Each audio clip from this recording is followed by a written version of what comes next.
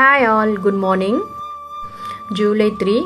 நேற்று நைட் நல்ல மழை, பரவலாக சென்னை முழுக்க மழை பெஞ்சிருக்கு. ஸோ என்னோடய பிளான்ஸ்லாம் ரொம்ப ஹாப்பியாக இருந்தாங்க. பார்க்கவே பச்சை பசேல் நல்லா ஃப்ரெஷ்ஷாக இருந்தாங்க.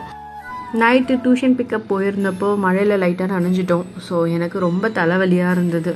ஃபஸ்ட்டு டீயை போட்டு குடிச்சிட்டு தான் மற்ற வேலையை நான் ஸ்டார்ட் பண்ணேன். பிரேக்ஃபாஸ்ட்டுக்கு நல்லா பழுத்த பப்பாளி இருந்துச்சு. வெளியில் ஹார்டாக இருந்தாலும் உள்ளே நல்ல ஜூஸியாக செம்ம டேஸ்ட்டாக இருந்தது. ஸோ பிரேக்ஃபாஸ்ட் பப்பாளி அண்டு சப்பாத்தியோடு முடிச்சிட்டோம். ஹஸ்பண்ட் ஆஃபீஸ் மீட்டிங் இருக்குது, ஸோ லஞ்ச் வேண்டான்னு சொல்லிட்டாங்க. ஸோ நான் சிம்பிளாக ரைஸ் கர்டு தாளிச்சிட்டு முருங்கைக்கீரை இருந்தது, அதை எடுத்து நான் பொரியல் பண்ணிட்டேன். பசங்க ஸ்கூல் முடிச்சுட்டு வந்ததுக்கப்புறம் கண்டிப்பாக கீரைனா வேண்டான்னு சொல்லுவாங்க. ஸோ அவங்களுக்காக பாதாம் முந்திரி டேட்ஸ்லாம் போட்டு ஊற வச்சு அதை மில்க் ஷேக் மாதிரி பண்ணி வச்சுருந்தேன். ஸ்கூல் விட்டு வந்த உடனே ஏதாவது கொஞ்சம் ஹெல்த்தியாக சாப்பிடணும் இல்லையா. நைட் தலைவலின்னு கொஞ்சம் சீக்கிரமாக தூங்க போயிட்டேன். பட் இந்த பசங்க லேட்டாக தான் படுத்தாங்க. மார்னிங் எழுந்து பார்த்த அப்புறம் தலைவலி ரொம்ப ஹை ஆகிடுச்சு. அதுக்கு காரணம் இந்த சுண்டலி பண்ண வேலை. எப்பயாவது வாய் நம்மன்னு இருந்துச்சுன்னா கொஞ்சோண்டு மேகி பண்ணி சாப்பிட்ற பழக்கம் இருக்குது.